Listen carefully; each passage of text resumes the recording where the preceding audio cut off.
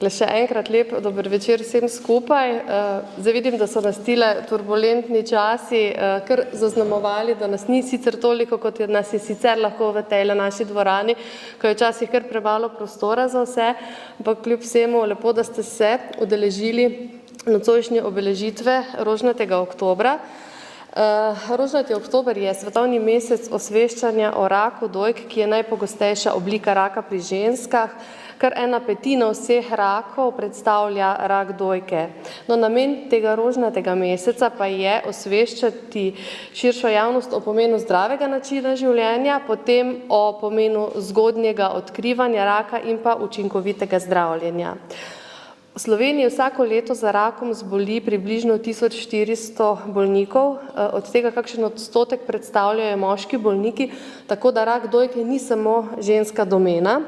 Svetovne statistike pa kažejo, da se število novo zbolelih vsakem letu povečuje in tudi tu Slovenija ni izjema. Kakšnega 1,7% letno vsako leto je novih bolnikov tudi v Sloveniji. Včasih je sicer veljalo tudi, da zbolevajo predvsem ženske med 50 in 60 letom starosti. Zdaj že kar dolgo časa temu ni tako. Zdaj danes imamo nocoj dve gosti. Obe sta zboleli daleč pred svojim 40 letom starosti.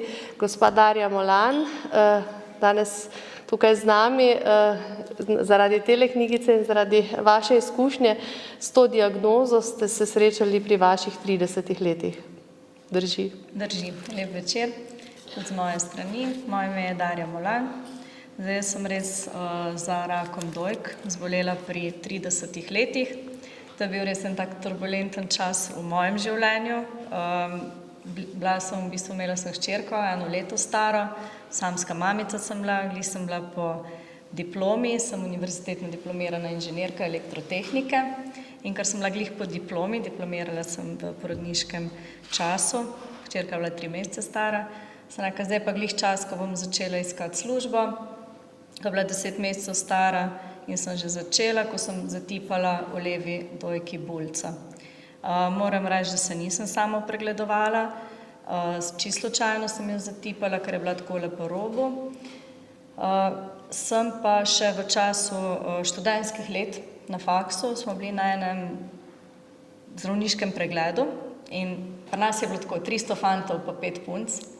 In sem se na tistem zdravniškem pregledu znajdla sama, nobene sošolke ni bilo in res mi je bilo nerodno, ko je medicinska sestra mi v roke porinila model dojk, ki ga imam danes tudi tukaj, zato ga tudi nosim vedno s sabo.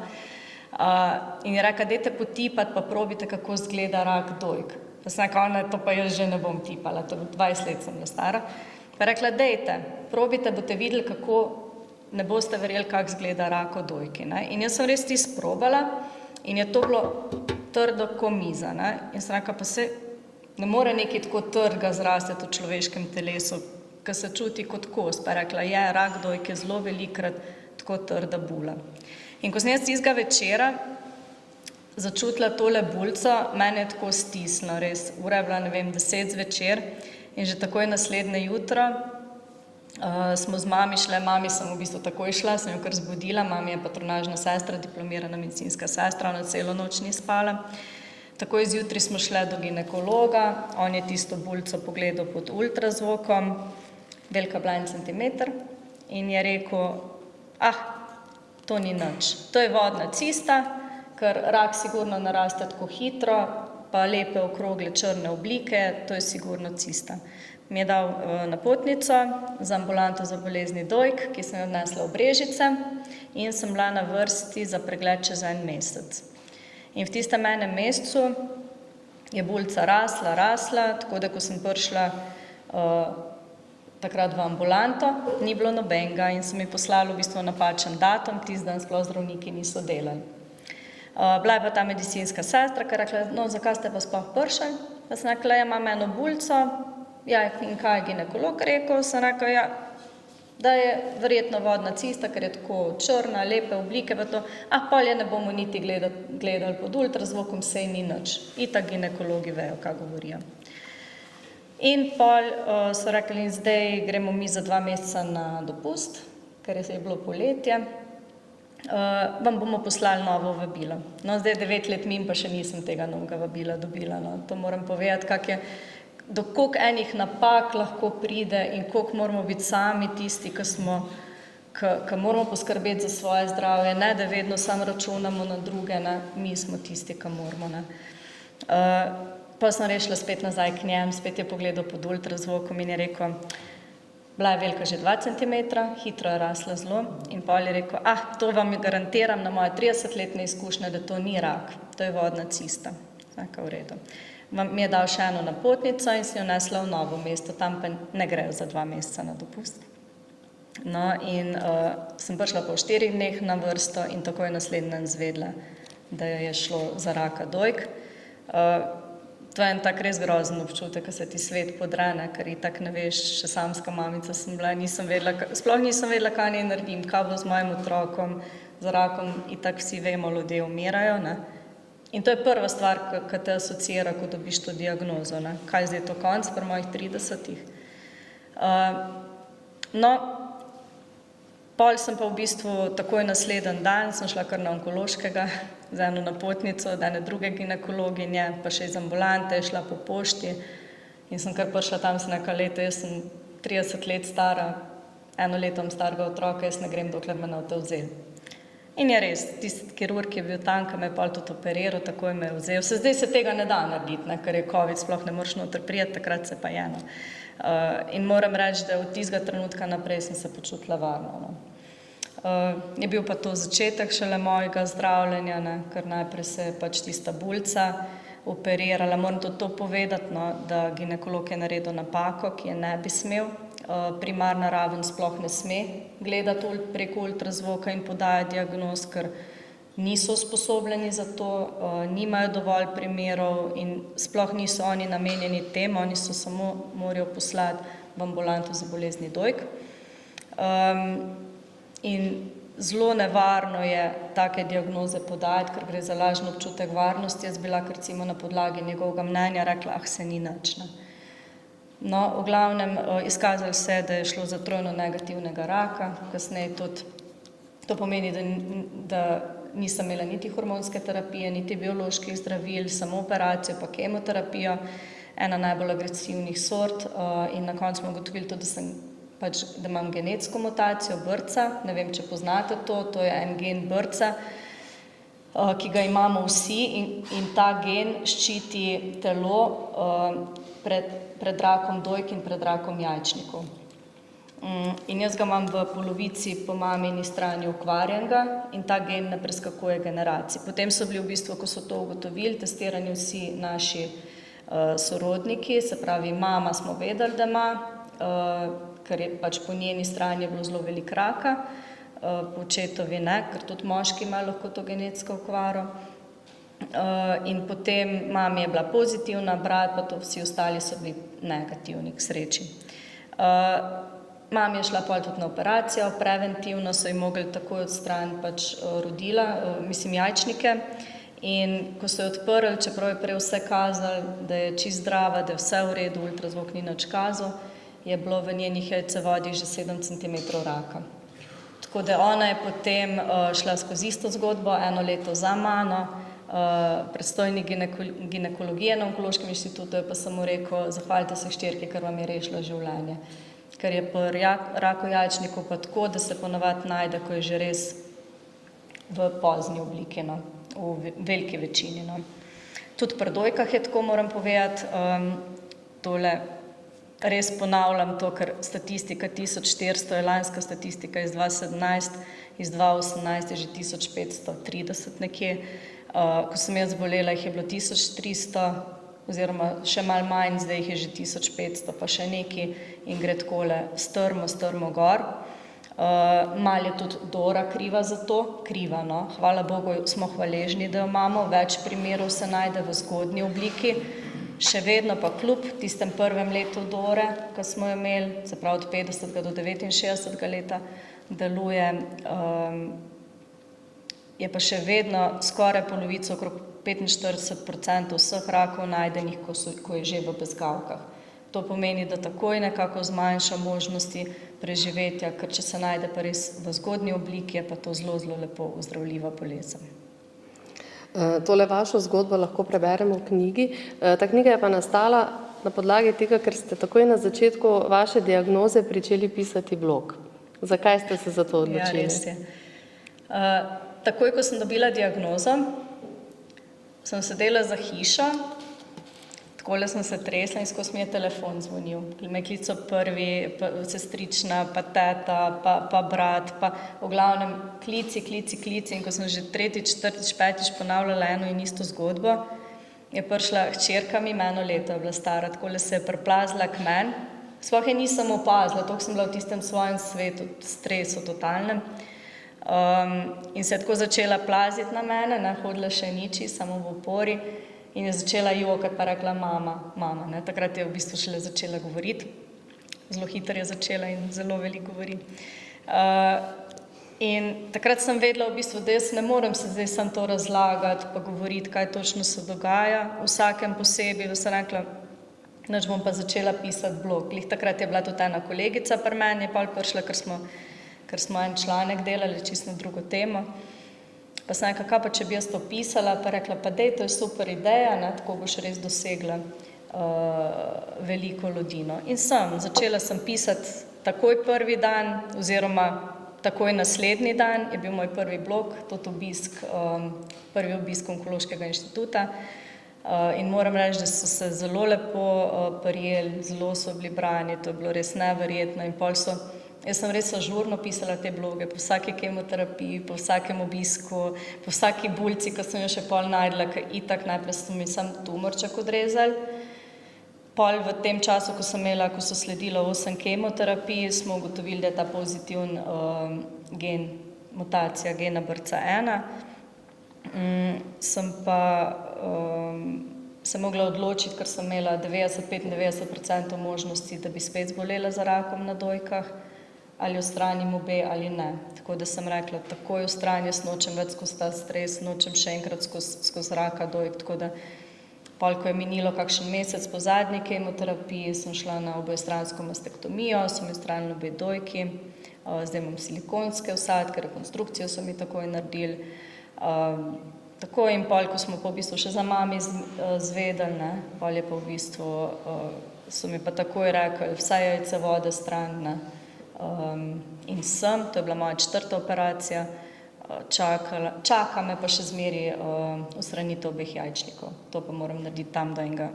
Mogla bi do 40, no, ampak stara sem 39, pa se še mal še čakam, no, mal še odlašam s tem, enkrat do 45 ga bom pa mogla, no. Čisto, da se zaščitim, da ne bi še enkrat zbolela. Tiska enkrat zboli za rakom, ne bi šel še enkrat čez vse kemoterapije, ker je res, sicer je res, moje so 8 let nazaj, zdaj je veliko bolj že posamezniku prilagojeno zdravljenje. Če bolnica težko prenaša kemoterapije, se te razdelijo na manjše doze po večkrat. Res veliko se dela zdaj na tem, no, da se ženski čim bolj olajša to pač življenje med zdravljenjem in potem po. Če se še mogoče dotakneva vašega bloga, se vam zdi, da je bilo pisanje le tega morda za vas tudi terapevtsko? Ogromno povratnih informacij ste dobivali najprej od prijateljev, znancev, pa popolni neznanci so vam pisali. Ja, res je. Zdaj jaz sem imela res to srečo, ker sem na Onkološkem inštitutu imela glih eno prijateljico, bivšo cimro iz Ljubljane, ona je glih specializirala na Onkološkem inštitutu, tako da sem imela res tiste informacije vse iz prve roke. Kar je bilo pa pri blogu, najprej sem pisala za druge ljudi, pa so pa oni meni toliko ene energije dali, res toliko so mi vlivali in poguma in včasih je bilo tako hecno, če kaj nisem napisala ali pa odgovorila, to je bilo res vprašanje na zasebno sporočila, če sem v redu, če sem dobro po vsakem obisku, danes si imela pač obisk onkološkega, kaj se je dogajalo, je vse v redu, da nisi kaj izvedela, ne, ker seveda to, ker ko zboliš, pa preden sem odstranila obe dojki, to sem non-stop tipala nekaj, ne, pol te itak strah, ne, seveda, vsake najmanjše spremembe, no, tako da zelo velike energije so mi dali in zelo veliko podpore, zato sem tudi v knjigi, ko sem jo izdala po zadnji operaciji, sem rekla pač, da končam s pisanjem blogov in da bom čez pol leta izdala knjigo. Nisem imela pojma kako, ampak mi je uspelo. In sem noter vključila vse svoje bloge in želela sem to za bolnice narediti, ne one čutijo to, kar sem jaz čutila, zato sem noter vključila tudi tiste komentarje, ki sem jih dobila, tiste, ki so res bili pač najlepši, ki vem, da bojo največ dali bolnicam, tudi noter k tej svoji zgodbi pod vsak blog. No. Zraven sem pa rekla, rada bi še nekaj več dala, ne. Tako da sem se pol zmenila in z to eno našo lokalno ginekologinjo, ki ima tudi društvo za boj proti raku čez v tem obsoteljskem in posavskem okolju, da je ona napisala, kako izgleda pač, ko gre ženska na obisk ginekologu, kakšen je protokol, ne, se pravi, kaj sledi, to je primarna raven. Potem sem prosila to zdravnico, ki je odkrila mojega raka v Novem mestu iz ambulante za bolezni dojk, je še ona napisala en članek, pa Evropa Dona, pa prva psihoonkologinja, ki je bila na Onkološkem inštitutu, se pravi predsednica društva za boj proti, predsednica društva onkoloških bolnikov, bivša, zdaj že 2 leti nova, no, ampak Marija Vegel-Pirc, zelo, zelo cenjena in dobra zdravnica, no, tako da ona tudi, smo se pa tako nekako zmenili, da sem jaz nabrala vse tiste vprašanja, ker mene so potem ženske tudi klicale, tiste, ko so zbolele tisti čas, ne, pa smo pol kar skupaj bile bojne, nekako se mi je zdelo, ne, če sem jaz zbolela 3 mesece pred njimi, da imam že toliko več izkušenj, ne, pa da jim lahko iz prve roke. Tako da sem vsa tista vprašanja zbrala, ki so jih zanimala in so tudi v knjigi, no, in pač njeni odgovori. Tako da ja, je bila lepa pot, no, in tudi knjiga je bila zelo lepo sprejeta. Živimo v precej razburkanem času. Sami ste v knjigi zapisali, po prvem šoku sem kmalu spoznala, da je rak posledica tega, da je bilo že vsega zadosti. Bil je opomnik, da se moram umiriti, spustiti zamere, zaživeti pod drugimi in drugačnimi pogoji. Kako, recimo, koliko je stres povzročitelj raka, po vašem mnenju? Čeprav dokazano ni, da je, jaz še vedno rečem, da je dejavnik številka 1. Zelo veliko imam to srečo, da delujem v Evropi Doni, za Evropo Dono lahko grem na različne kongrese, se učim. Predvsem me zanima to ne samo zaradi mene, tudi zaradi hčerke, ki je mogoče tudi nosilka, 50% pač možnosti ima, da je nosilka tega okvarjenega gena BRCA1. Tako da me tudi ta mikrobiologija zelo zanima. No. In dejansko je dokazano, da imamo pri nas v telesu, bom laično povedala, popravljalne organizme, se pravi, celice v telesu se skozi delijo in vedno pride do nekih napak. In potem imamo pri nas te popravljalne mehanizme, ki te napake odpravljajo. In dokazano je, da ko smo mi pod stresom, adrenalin toliko naraste, da se te popravljalni mehanizmi začnejo ukvarjati s tem našim stresom, ker adrenalin naraste takrat, ko je pač telo v šoku, ko ga je strah, da bo umrl ali pa kaj takega, in se gre ukvarjati s tem, prioritetno vzame. Tam se pa tiste celice še vedno delijo, pa se napačno delijo, in ko se napačno delijo, pa se še enkrat napačno delijo, pa še enkrat napačno delijo, to pa nastane rak.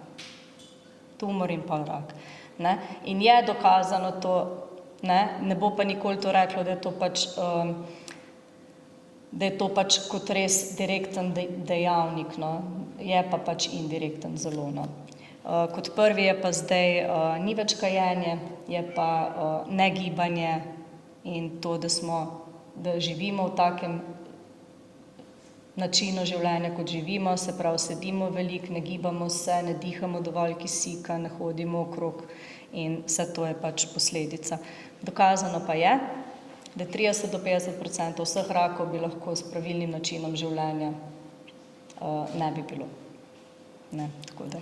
Zdaj že nekaj časa tule, oziroma od vsega začetka je z nama Sara, ne čisto po naključju, čisto na začetku sem omenila številke, torej 1400 letno obolelih, pa če rečemo tistih 60, ki jih zboli pred 40 letom starosti in za vsemi temi številkami se skrivajo imena, se skrivajo obrazi in glede na majhnost Slovenije so nekateri obrazi tudi v našem kraju in Sara Gorišek je en takšen obraz, eno takšno ime, ena takšna številka, ki zbolela si pri svojih 26 letih. Res je.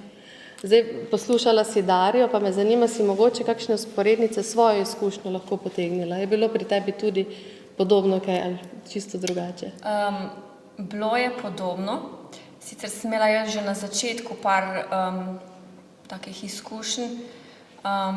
Dejansko sem zatipala bulico. Sem šla k osebni zdravnici, ker ginekolog ni delal. Je bila prvi odgovor, da sem premlada in da verjetno je samo žleza vneta. Ampak jaz pač iz svoje stroke, vsaka, da grem kar v Rogaško k nam na ultrazvok in isti dan mi je sicer dala zdravnica malo s težkim srcem, ampak dala mi je napotnico, sem šla dol, me je zdravnik naš pregledal, rekel je, da cista ni, je pa nekaj druga. Nas na tisto vprašanje, kaj to druga bi pa lahko bilo, ja, ne vem, ne. In vsaka, da mogoče če bi ga zdaj srečala, ker ga še nisem vprašala, on takrat meni ni upal povedati, ali dejansko res ni znal presoditi, kaj bi lahko bilo. Dal mi je pa podnujno napotnico za punkcijo in mamografijo. Šla sem drug dan v splošno bolnišnico Celje, kjer je pa sledil prvi šok, da bil odgovor na mamografiji, da sem jaz premlada in da mamografije ne bodo opravljali. S tem, da so oni mene tam poznali, imela sem zraven sebe enega radiologa, se ni dalo nič zmeniti, pač ne. Boste šla na punkcijo, vam bojo tam punkcijo naredili in to je to. Na punkciji zdravnik, vi ste premlada, saj to nič ne more biti, kar brez skrbi. Pa sem še rekla, smo bili pa glih v odpravljeno na morje, sem rekla, jaz na morje lahko grem. Ja, veste, da to sploh ni problema, nič vas ne skrbi, to tak nič pač ni, ne. Je rekel, nekje 10 dni traja, da dobite izvid, pokličite pol osebno zdravnico, tam boste pa nadalje pol vedeli, ali pač kaj je bilo, ne. No, po 10 dneh jaz kličem v osebno zdravnico, sestra reče, bomo dale kar uro, se bomo midve kar naročile. No, takrat pa sem jaz vedela, da pač nekaj ni v redu, ker ponavadi, mislim, sicer sestra ne deva informacij, ampak se mi zdi, da sem že v tistem njenem glasu čutila, da pač nekaj ni. In res je bilo, ko sem v čakalnico prišla, se prav spomnim, da me tako srce nabijalo, sama sem bila v čakalnici, no, ko me je poklicala zdravnica, je imela kartoteko tako v zadih, je rekla, sem iskala vašo številko, pa je nisem našla, pa sicer se pa nisem vam hotela pokvariti vikenda. Sem rekla, ja, kaj pa je? Ja, veste, je pozitivno. Sem rekla, kaj to pomeni pozitivno, ne? Je rekla, ja, raka imate. Pa sem jaz vem, da sem sam pogledala, v tistem sem se začela jokati, jaz sem začela kar telefon klicati takoj v službo, kaj naj naredimo, ne. Ja, nič, je rekla, pač bolniška bo, drug dan je rekla, boste šla kar na onkološki inštitut, takoj podnujna napotnica. Vem, da sem takrat klicala moža, da je prišel po mene. Ja, pridem, v redu. No, pa me je nazaj klical, je rekel, sem te pa pozabil vprašati, kaj pa je, pa mu jaz povem in enkrat njega več ni na telefonu, ne. In pa sem rekla, kaj pa je? In ko njega vprašaš, še danes ne ve, kako je on prišel po mene, v tistem njegovem šoku. Drug dan, ko smo prišla pa na onkološki inštitut, pa se prav spomnim, ko sem šla na triažo, se prav spomnim sestre, ko je začela obračati telefone, klicala vse posod. Je rekla, mi nimamo tukaj časa, gospa je stara 26 let, to mora iti zdaj takoj naprej. Res, in vsaka vam čas, res, da to tako delate pri vseh, pač res kapo dol. In smela že prvi dan od pregleda pri kirurgu, punkcijo ponovno, ultrazvok, ker sem pač povedala, da mi mamografijo niso delali, so mi mamografijo naredili, slikanje pljuč, potem pogovor že za kemoterapijo, v glavnem vse sem jaz tisti dan obdelala in ko sem jaz prišla še po par napotnic v zdravstven dom, me je zdravnica sam gledala in rekla, jaz ne morem verjeti, vi ste čist druga. Saj ja pač, kaj ne zdaj, pač jaz sem prišla tja da smeškom, ne, vesela, sem ka pač tole rabim, dajte mi, da grem jaz pač naprej. Je rekla, ne morem verjeti res in vedno, ko me je videla, je rekla, ne morem, jaz tisti dan, ko sem vas jaz videla, vi ste čist druga oseba. Sem ja pač, treba je sprejeti in pol so se najprej začele pri meni kemoterapije, 6 ciklusov, seveda, ko prebereš pa poslušaš slabosti pa vse, sem še jaz mojem po prvi kemoterapiji rekla, gremo hiter v McDonald's nekaj pojesti, ker pa, če bo konc, ne bom, ne. No, in jaz vsako kemoterapijo čakam in meni je bilo enkrat slabo. Nikoli. Sem če ne bi jaz las zgubila, ne vem, če bi verjela, da sem sploh kaj dobila v sebe. Bilo je pa to, ne, po 14 dneh lasi izpadejo in sem jaz to prav čakala, pa vsak dan sem tako malo delala, nič.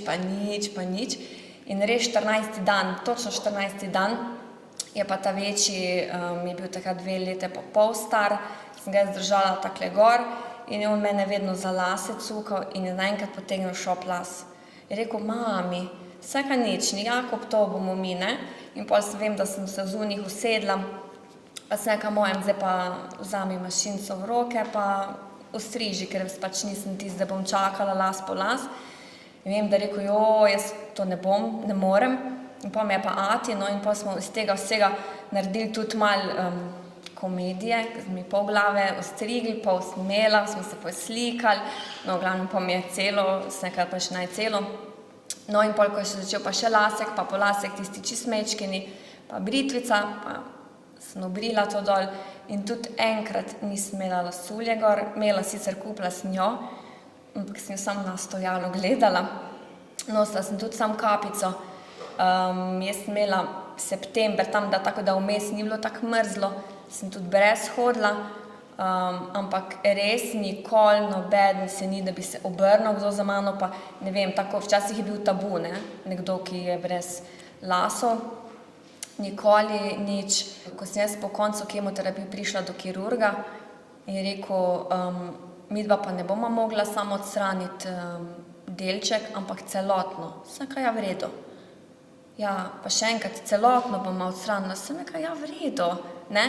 In dejansko mi je šlo, ne že tisti nasmeh, ker me je prav tako gledal, ni vedela, ali bom jokala, kaj bom jaz, sem rekla, vi odstranite celo.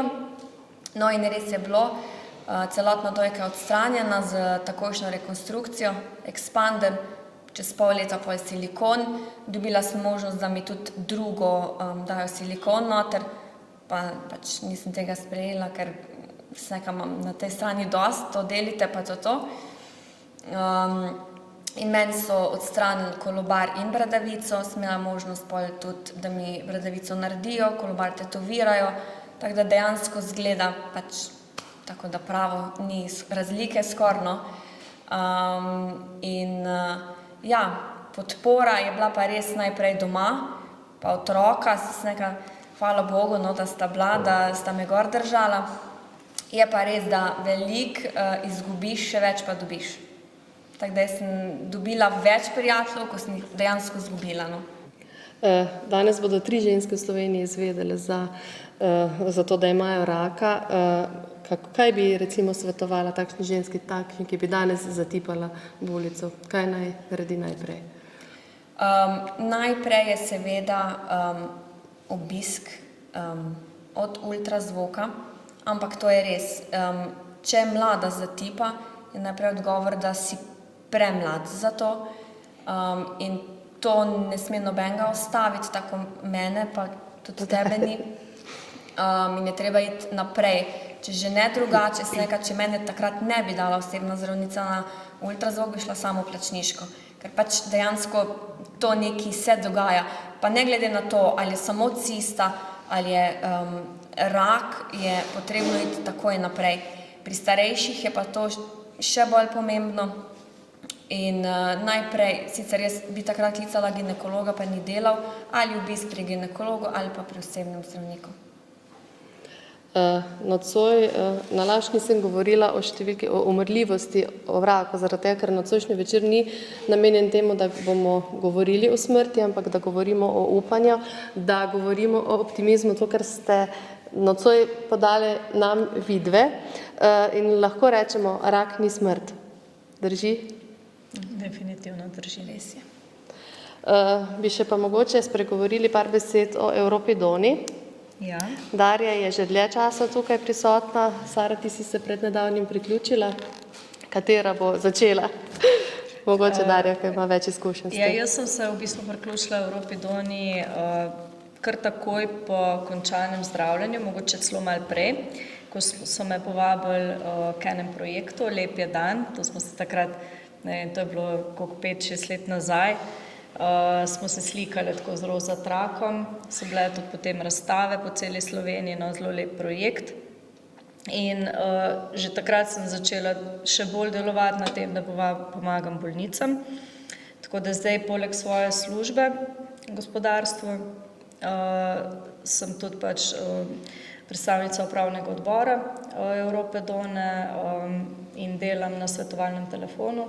Se pravi, ženske me lahko pokličejo od 3. ure do nekje 6. ali pa pač kadarkoli, tudi za vikend, kjer jim pač svetujem. Še najbolj sem se nekako specializirala za vračanje žensk se pravi po raku nazaj v službo, pridobivanje invalidnosti, poklicne rehabilitacije, ker so pač tukaj zelo veliki taki primanjkljaji. V tem sklopu tudi imam to srečo, da lahko hodim po različnih kongresih, kjer veliko zvem. Ker Evropa Dona, se pravi kot združenje, deluje na več področjih, ampak 3 glavni stebri so, se pravi, pomoč bolnicam, osveščanje in pa sodelovanje s stroko in z odločevalci. Se pravi, tukaj smo kot združenje na eni višji ravni, delujemo pač in z ministrstvom in z onkološkimi inštituti, imamo, se pravi, tudi svet pacientov, od letos sem postala tudi predsednica sveta pacientov onkoloških bolnikov pač na Onkološkem inštitutu v Ljubljani, tako da tudi z njimi komuniciramo na 3 mesece, se pravi, karkoli so kakšne pomanjkljivosti, da tudi to odpravijo in zelo sodelujejo. Potem kot Evropa Dona sledimo ciljem, drugače Evropa Dona Slovenija je pač ena od Evropa Don združen v celotni Evropi. Imamo res veliko, pač po celi Evropi so združenja in vsi sledimo istim ciljem. Teh ciljev je 10, ko jih zdaj ne vem na pamet, ampak dejansko, se pravi, gre se za to pomoč, sodelujemo v različnih raziskavah, dejansko nudimo, ne samo da nudimo pomoč, pač podpiramo tudi vse raziskave, kar se novih zdravil tiče, sodelujemo pač in s farmacijami in z pač medicino in z odločevalci, nudimo pomoč, se pravi, imamo ta program Roza, kjer nudimo psihosocialno pomoč, na nas se ženske lahko obrnejo pač kadarkoli in se mi zdi res lepo, ker nas je veliko že, čez 3000 članic je že, se mi zdi, nekaj takega. Zelo smo povezane med sabo, res je zdaj ta COVID, nas je kar prizadel, ne, na splošno pač vse bolnike, ne.